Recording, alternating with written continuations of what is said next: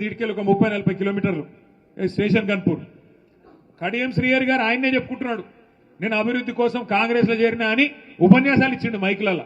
కానీ speaker కనబడతలేదంట, speaker కనబడతలేదంట, వినబడతలేదంట. అంటే ఎంత గలీజు, ఎంత వికృతమైన రాజకీయం అంటే స్పీకర్ గారేమో ముఖ్యమంత్రి ఏం చెప్తే అది ఆయన చేస్తా ఉన్నాడు.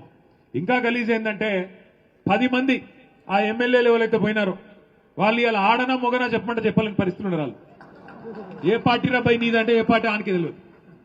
ఎంత సిగ్గుమాలిన పరిస్థితి. ఒక్కొక్కరు 70 ఏళ్ళకి వస్తుంది, 75 ఏళ్ళకి వచ్చిండు పోచారం శ్రీనివాసరెడ్డి. ఏం రోగమైనా నాకు అర్థం కాదు ఈ వయసులో. ఓసారి స్పీకర్, ఓసారి మంత్రి, ఇంకేం చేస్తాడు కేసీఆర్? నీకు సిగ్గు లేకుండా కాంగ్రెస్ లో చేరి ఇలా ముఖం ఎక్కడ పెట్టుకోనా తెలియక కాంగ్రెస్ లో దిక్కు కూర్చున్నాడు. ఏది అసెంబ్లీలో కూర్చుంటే మొన్న స్పీకర్ ముంగట మనోళ్ళు అడిగిరట, మరి నువ్వు మా ఓన్ అయితే గట్టెందుకు కూర్చున్నావా? బాత్రూమ్ దగ్గర ఉంది, జల్లి పోయేది ఉంటుంది. అదో బతుకా నీది? నాకు అర్థం కాదు. ఏం బతుకు? ఇంతకాలం 70 ఏళ్ళు సంపాదించిన పేరంతా నాశనం చేసుకుంటే రేవంత్ రెడ్డి సంకల చేరి. ఎందుకు ఆ బతుకు నాకు అర్థం కాదు. చచ్చిపోయింది న్యాయం కాదు దానికంటే. ఎందుకు ఆ బతుకు? 10 మంది ఎమ్మెల్యేలు ఏం బతుకది? గబ్బిలాలు కదా సూరు పట్టుకొని ఎలాడినట్టు అక్కడికి పొగ పెడుతుంటే సి అని కొడుతుంటే ఏ పార్టీ చెప్పుకోలేని పరిస్థితి. ఓ పెద్ద పెద్ద మాటలు చెప్తాడు కడియం శ్రీహరి. ఏదో కడియం అంటే కమిట్మెంట్, క్యారెక్టరా కాకరకాయన ఆయన చెప్తున్నాడు. నేను చూస్తున్నా, ఆడ పోతున్నప్పుడు చూస్తున్నా వరంగల్. కమిట్మెంట్ అడు. ఏం కమిట్మెంట్? ఏమిటిది? ఏ పార్టీలు ఉన్నాయా అంటే అతి తెలివి. యా పార్టీలు ఉండాలో ఆ పార్టీలనే ఉన్నట్టు. ఎట్లుంటుందంటే ఇప్పుడు మీ కొడుకో బిడ్డనే ఉంటారు, ఇంటికి రాలేదు, ఆలస్యమైంది, లేటుగా అవుతుంది, రాత్రి 9 అవుతుంది, 10 అవుతుంది, సలిపూట, ఏడున్నాడు పిల్లగాడని నువ్వు ఫోన్ చేస్తావు అనుకో. ఏడున్నారా కొడుక అంటే 7 ఉండాలనో గాడినే ఉన్నా అన్నాడు అనుకో. ఏమనిపిస్తుంది? దౌడమికలు ఒకటి తప్పబుద్ధి కాదు. ఒక గట్లే ఉన్నది కత్తియాల మన పాటలకి వెళ్ళి పోయిన వాళ్ళు. ఇలా నకరాలు కాకపోతే నాకు అర్థం కాదు. ఓ రేవంత్ రెడ్డి ఉండేది 3 ఫీట్లు కానీ 30 ఫీట్లు డైలాగులు కొడతాడు. ఓహో ఆహా ఏదో పెద్ద గెలిచినా పీకినా అడ్డిమారి గుడ్డి దెబ్బల ముఖ్యమంత్రి అయినవు. మాకు తెలియదా? నీకు తెలియదా? మనోళ్ళు ఏమనుకున్నారు? మీ ఆలేరులో భువనగిరిలో కూడా ఏమనుకుర్రు అంటే, నేను చెప్తా రావు, ఏమనుకుర్రు అంటే మీరు కూడా వాస్తవానికి ఆలేరు వాళ్ళు భువనగిరిలు కూడా పోతే శేఖర్ రెడ్డి పోతాడేమో, సునీత పోతుందేమో, కానీ కేసీఆర్ ఉంటాడు కదా అనుకున్నారు. అనుకురా లేదా? అంతేనా? అనుకొని ఏం చేసిరు? మీరు ఇంట్లో అన్నారు, ఆయనతో మొదటికి మోసం వచ్చి. మరి ఇక్కడ శేఖర్ పోయి ఆడ సునీత పోతే కేసీఆర్ ముఖ్యమంత్రి ఎట్లయితాడే? నాకు అర్థం కాదు. అక్కడ మనం దెబ్బతిన్నాం. ఇంకా చిన్న లాజిక్ మిస్ అయినామన్నట్టు ఒక గది జరిగింది. నిజానికి కేసీఆర్ గారి మీద రాష్ట్రంలో ఏ మనిషికి కూడా కాంగ్రెస్ వానికి బీజేపీ వానికి కూడా నిజంగా చెప్పాలంటే ప్రేమనే ఉన్న తప్ప కోపం లేదు. ఎందుకంటే వాళ్ళకు కూడా ఎరికే బయటికేదో మాట్లాడతారు. కానీ తెలంగాణ అనే రాష్ట్రం వచ్చిందంటే 2001లో ఈ జిల్లా గులాబీ జెండా ఎగిరితేనే కదా వచ్చింది.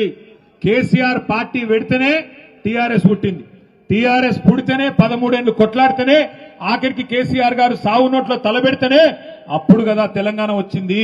ఆ తెలంగాణ వస్తేనే కదా ఇవాళ టీపీసీసీ, టీ బీజేపీ, టీ ముఖ్యమంత్రి వచ్చిందే కేసీఆర్ వల్ల కదా. అందుకే వాళ్ళకు కూడా ఎరికే మనసులా, మహేష్ గౌడ్కి ఎరికే, రామచంద్రరావుకి ఎరికే. అందుకే బయటికేదో మాట్లాడతారు కానీ ఆడనో ఇన్నో మళ్ళీ మేము కలిసినప్పుడు పెద్ద ఆయన బాగున్నాడా అన్న, ఎట్లున్నాడన్నా అని మంచిగానే మాట్లాడతారు. ఎందుకు చెప్తున్నా అంటే మనము వాస్తవం ఎక్కడ చెడగొట్టుకున్నామంటే, నిజానికి ఈ మాట ఒప్పుకోవాలి, మనం కూడా 10 ఏళ్లు ప్రభుత్వం నడిపినాం. కానీ పార్టీ కార్యకర్తలు, కమిటీలు పార్టీని బలోపేతం చేసే విషయం కొద్దిగా పక్కకు పెట్టినాం, కొత్త తప్పు చేసినాం. ఇది వాస్తవం. అందుకే ఇప్పుడు సునీతకు వచ్చిన చెవులో చెప్తున్నది, రామన్న జర మనం అర్జెంటుగా కమిటీలు వేసుకోవాలనే, మంచిగా వేసుకోవాలని చెప్తుంది. నేను కూడా అక్కకు అదే చెప్తా ఉన్నా. అక్క దబ్బన ప్రభుత్వం పొడిగిన జెడ్పీటీసీ, ఎంపీటీసీ ఎలక్షన్లు పెడితే అవి కొట్లాడదాం, లేకపోతే కంపల్సరీ పెద్దసారిని అడిగి జనవరిలోనే చాలు చేసుకుందాం.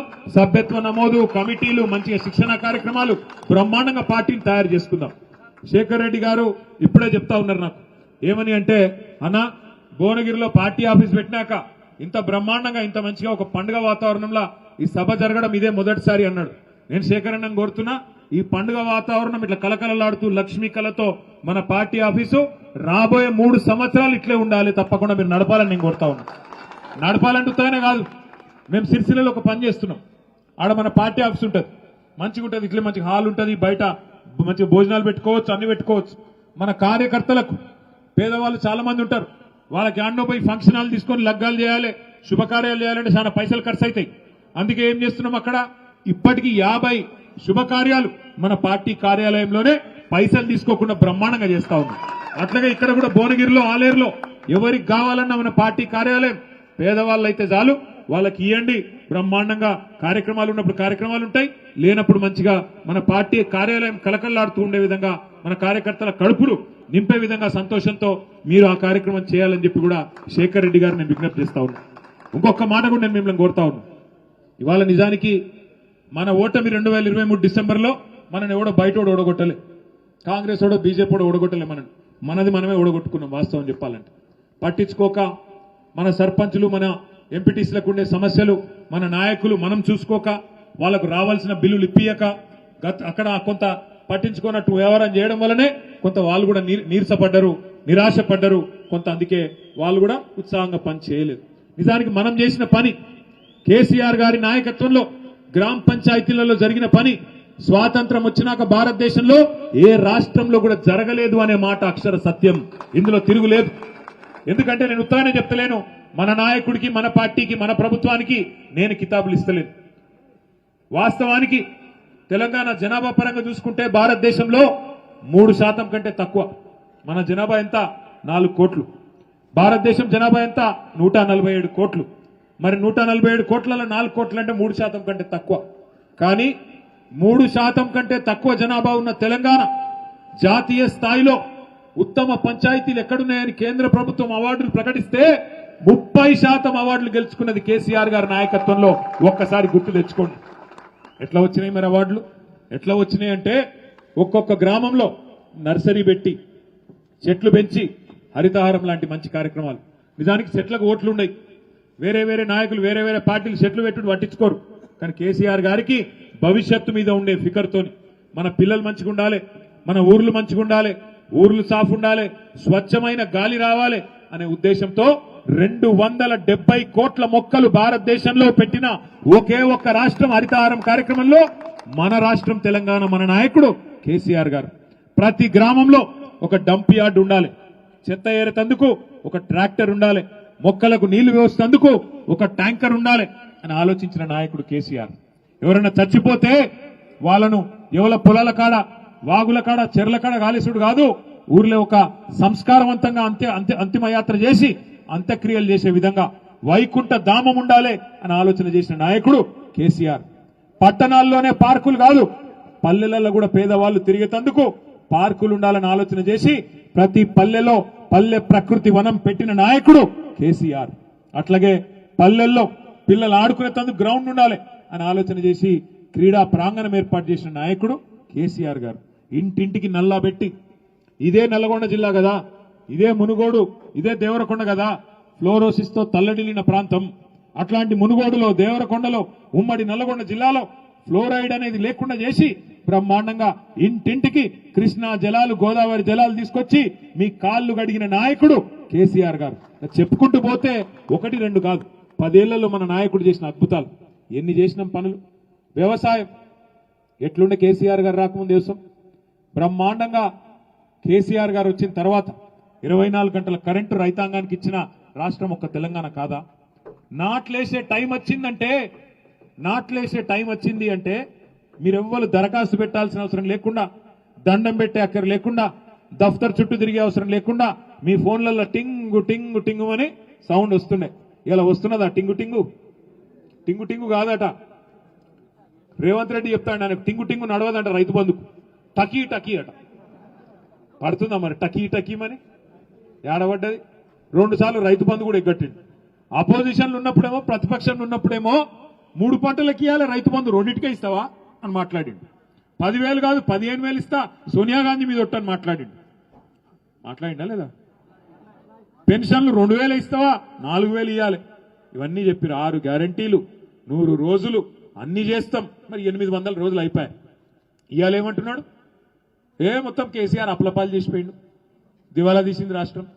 క్యాన్సర్ పేషెంట్ అయింది, ఎయిడ్స్ పేషెంట్ అయింది. వెనకటికి ఎవడో ముఖం బాగాలేక అద్దంబల్ల కొట్టుకున్నాడట. శాత కాదు నీకు నడపనికి ప్రభుత్వం. యాద్ చేసుకోండి ఒక్కసారి. కేసీఆర్ గారు ఉన్నప్పుడు ముఖ్యమంత్రిగా కరోనా మహమ్మారి వచ్చింది. కరోనా వస్తే ఎన్నడన్నా కలగన్నామా మనం? మూతికి బట్ట కట్టుకొని ఎవరింట్లో వాళ్ళని కూర్చునే రోజులు వస్తాయి, నెలలని బయటికి కాలు పెడదామంటే భయం అయింది, ఏడ చచ్చిపోతామేమో అని.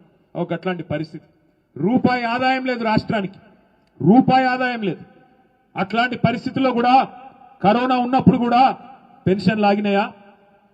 పెన్షన్ లాగినాయా? రైతు బంధు ఆగిందా? కళ్యాణ లక్ష్మి ఆగిందా? ఏ ఒక్క సంక్షేమ పథకం ఆగిందా? ఓ గది లీడర్షిప్ అంటే. ఆ రోజు రూపాయి ఆదాయం లేకపోయినా కేసీఆర్ గారు లక్షలాది మంది రైతాంగానికి రైతు బంధు ఇచ్చిండు. కేసీఆర్ గారు ఎక్కడ ఆడపిల్ల పెళ్ళైతే అక్కడ మరి బ్రహ్మాండంగా కళ్యాణ లక్ష్మి షాదీ ముబారక్ అందజేసిండు. ముసలోళ్లకు పెన్షన్లు ఇచ్చిండు. ఈ ఊరూరికి కొనుగోలు కేంద్రాలు పెట్టి పంట కొనుగోలు చేసి వెంటనే డబ్బులు కూడా మీ ఖాతాల్లో వేసిండు. కానీ ఇవాళ ఈయనకి ఏమైందా నాకు అర్థం కాదు. ఏమనంటే తప్పుడు మాటలు మాట్లాడతాడు. అప్పుల పాలైపోయింది, అప్పుల పాలైపోయింది. ఎక్కడ అప్పుల పాలైంది?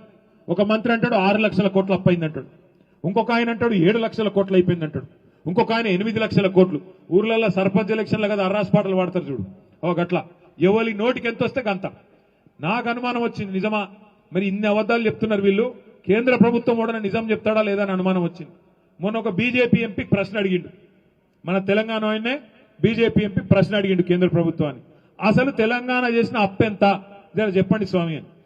కేసీఆర్ గారు ముఖ్యమంత్రిగా బాధ్యత తీసుకున్నాడు. నా లెక్క కాదు, ఆర్బీఐ లెక్క, రిజర్వ్ బ్యాంక్ ఆఫ్ ఇండియా లెక్క, controller and auditor general CAG లెక్క, కాగ్ లెక్క, కాకి లెక్కలు కావు, కాగ్ లెక్క కేంద్ర ప్రభుత్వం సమాధానం ఇచ్చింది పార్లమెంట్ లో. కేసీఆర్ గారు బాధ్యత తీసుకున్న నాడు 2014 జూన్ 2 నాడు మన రాష్ట్రం నెత్తి మీద ఉన్న అప్పు 72,000 కోట్లు. కేసీఆర్ గారు డిసెంబర్ 3 నాడు రాష్ట్ర ముఖ్యమంత్రిగా 2023లో దిగిపోయిన నాడు రాష్ట్రం మీద ఉన్న అప్పు 3.5 లక్షల కోట్లు. 3.5 లక్షల కోట్లలో 72,000 మనం చేసిందే కాదు, కాంగ్రెస్ ఓడు మనకు విరాసత్గా ఇచ్చిపోయింది. అది తీసేసినాం అనుకో, ఎంత లెక్క మరి? 2,80,000 కోట్లు. దీనికి ఒక ఆయన 6 లక్షల కోట్లు అంటాడు, ఇంకొక ఆయన 7 లక్షల కోట్లు అంటాడు, ఇంకొక ఆయన 8 లక్షల కోట్లు అంటాడు. ముఖ్యమంత్రి ఏమో సెక్రటేరియట్లో లంక బిందెలు లేవు నేనేం చేయాలంటాడు. గట్టిగా మాట్లాడితే నీ గుడ్లు వీకి గోటిలాడుతా అంటాడు, నీ బోట్ నీదన్నది పేగులు మెడలేసుకుంటా అంటాడు. గిసంటోడు దొరికిండు మనకు. పచ్చి అబద్ధాలు, పచ్చి అబద్ధాలు. చేసిన అప్పే 2,80,000 కోట్లు. మరి మీరు అడగచ్చు, మరి 2,80,000 కోట్లు కూడా ఎందుకైంది అన్నా? ఎందుకైంది అంటే మీ ఉమ్మడి నల్లగొండ జిల్లాలో మన ప్రభుత్వం రాక మునుపు ఒక్కటంటే ఒక్క మెడికల్ కాలేజ్ లేదు. ఇవాళ ఉమ్మడి నల్లగొండ 3 జిల్లాలైంది, సూర్యాపేట, యాదాద్రి భువనగిరి, నల్లగొండ. ఇవాళ ఒక్క మెడికల్ కాలేజీ లేని నల్లగొండలో ఈరోజు ఒకటి కాదు 3 మెడికల్ కాలేజీలు, 3 నర్సింగ్ కాలేజీలు ఇచ్చిన ఘనత మన నాయకుడు కేసీఆర్ గారు. ఉమ్మడి నల్లగొండ జిల్లాలో గతంలో ఒక్క విద్యుత్ ఉత్పత్తి కేంద్రం లేదు. ఇవాళ మీరు నల్లగొండ జిల్లా దామెరచెర్లకు పోతే దక్షిణ భారతదేశంలో కాదు, భారతదేశంలోనే అతి పెద్దదైన ఒక అల్ట్రా మెగా పవర్ ప్లాంట్ పెట్టి అక్కడ దబ్బన గోదావరిలో ఏమన్నా కింద మీద అయినా మనకి ఇక్కడి నుంచి విద్యుత్ అందించేందుకు 4,000 మెగావాట్లు, 4,000 కదా, ఎన్ని వేల కోట్లది, 39,000 కోట్ల రూపాయలతో 4,000 మెగావాట్ల అల్ట్రా మెగా పవర్ ప్లాంట్ పెట్టిన ఘనత కేసీఆర్ గారిది. పక్కనే యాదాద్రి లక్ష్మీ నరసింహస్వామి ఆలయం ఉన్నది. ఎట్లుండే 2014 మునుపు యాదాద్రి లక్ష్మీ నరసింహస్వామి దేవాలయం, ఇవాళ ఎట్లయింది? మరి ఆ దేవాలయం మీద ఏ నాయకుడు గతంలో ఖర్చు పెట్టని విధంగా 1,800 కోట్ల రూపాయలు ఖర్చు పెట్టి ఆ దేవాలయాన్ని భారతదేశంలోనే ఒక అపురూపమైన దేవాలయంగా మలిచిన ఘనత కేసీఆర్ గారిది కాదా? ఏమైంది ఉమ్మడి నల్లగొండ? ఏమైంది ఉమ్మడి నల్లగొండకి అంటే మరి కేసీఆర్ గారు 2,80,000 కోట్ల అప్పు చేస్తే ఏం చేసిండు? అప్పు చేసి ఏం చేసిండంటే ఇవాళ మీరు ఒక్కసారి యాద్ చేసుకోండి.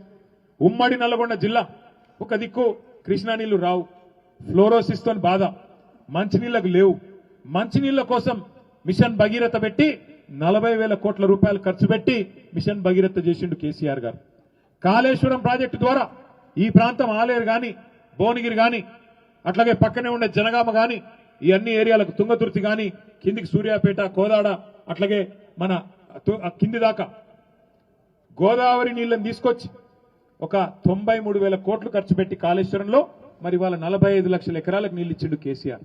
ఎక్కడ పెట్టిండు డబ్బులు అంటే 73,000 కోట్ల రూపాయలు రైతుల ఖాతాల్లో, ఒకటి కాదు రెండు కాదు, 70 లక్షల మంది రైతుల ఖాతాల్లో